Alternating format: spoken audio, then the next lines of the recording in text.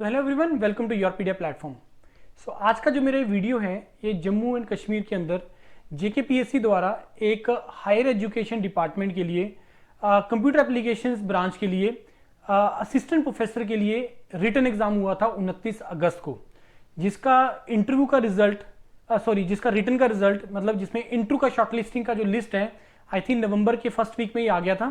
तो अभी तक उसके इंटरव्यूज अभी शेड्यूल नहीं हुए हैं। Now if any one of you want to prepare for the interview with Yourpedia, you can do that. Let me explain you the process कि आपको अपनी इंटरव्यू के लिए कैसे तैयारी करनी है and how Yourpedia is going to help you. See, this is the post of the assistant professor.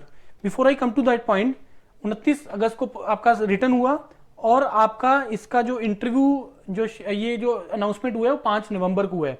अभी तक डेट्स नहीं आए हैं।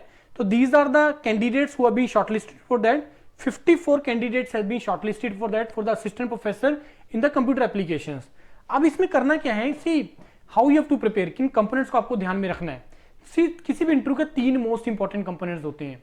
the very first component your introduction part, most important part.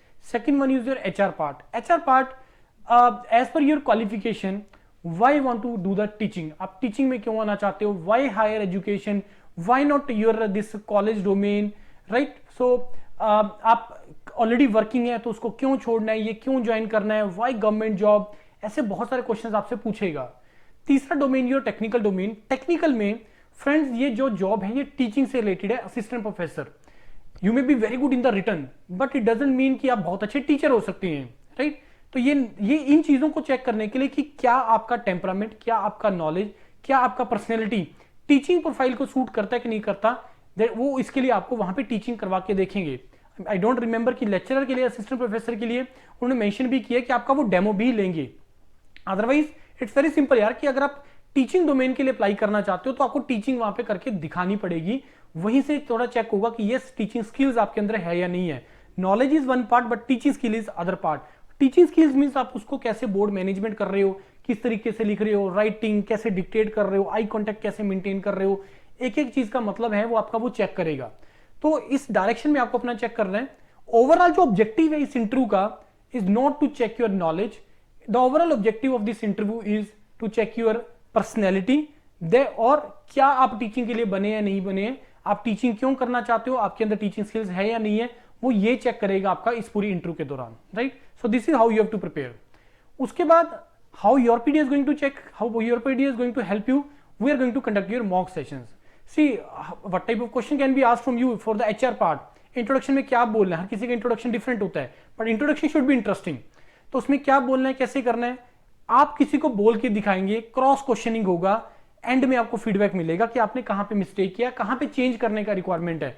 Introduction बहुत लंबा तो नहीं चला जा रहा, इंट्रोडक्शन बहुत छोटा तो नहीं हो जा रहा, इंट्रोडक्शन में कुछ एडिशनल तो नहीं बोल रहे हो जिसकी रिक्वायरमेंट नहीं है, जिस कारण से बढ़ रहा है, इंट्रोडक्शन बहुत छोटा हो रहा है तो और उसमें आपने क्या ऐड करना है, एचआर रिलेटेड आपसे क्या क्वेश्चन बन सकते हैं, उसका क्या आंसर आपने बोलने हैं, अगर कुछ बोल रहे हो उसमें क्या क्रॉस क्वेश्चन बन रहा है, कैसे उसको इंप्रूव करना है। तो ये सारी चीजें चेक होगा।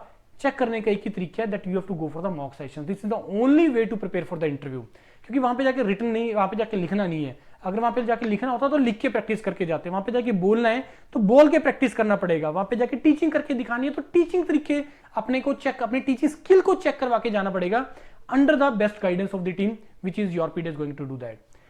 Before going for the full mock just try to go for the snap interviews which is a part interview. Snap interviews होते हैं 1-to-1, one topic one mentor.